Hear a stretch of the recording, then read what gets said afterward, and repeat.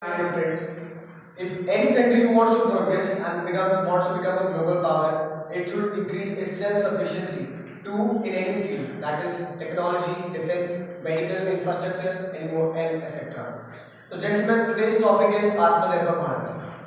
Talking about defense, 7 to 8% of the GDP of India is contributing towards building defense capabilities. But still, we are one of the most biggest importers of defense material from the countries like Russia, Israel, China, and USA. But I think that if we want to increase the Aatmanirbhar Bharat, the need of the hour is to increase the self-sufficiency of India to build indigenous missiles, tanks, and all the defense equipments to increase the defense capability of India. The second comes the medical part of the Aatmanirbhar Bharat, because as our whole world is suffering from COVID, and we have seen that the second wave was deadly because of the poor infrastructure and the lack of medical facilities in most of the hospitals. So I think we should increase the medical facilities, medical infrastructure in India, which will automatically provide skill, labor, opportunities, and jobs. And third is the technology. So, gentlemen, I think there is no doubt that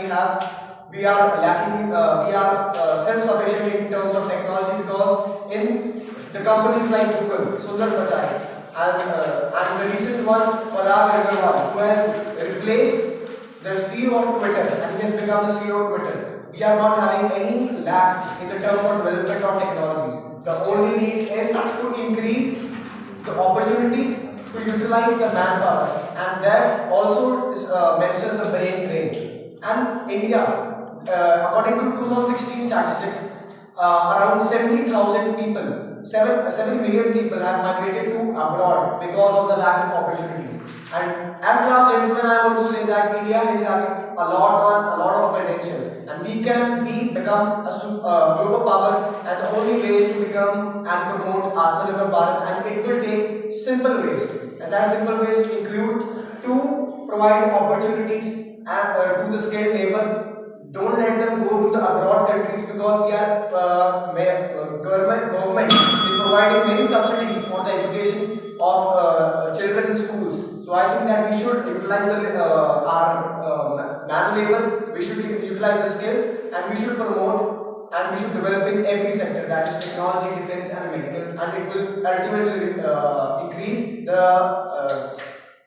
it will ultimately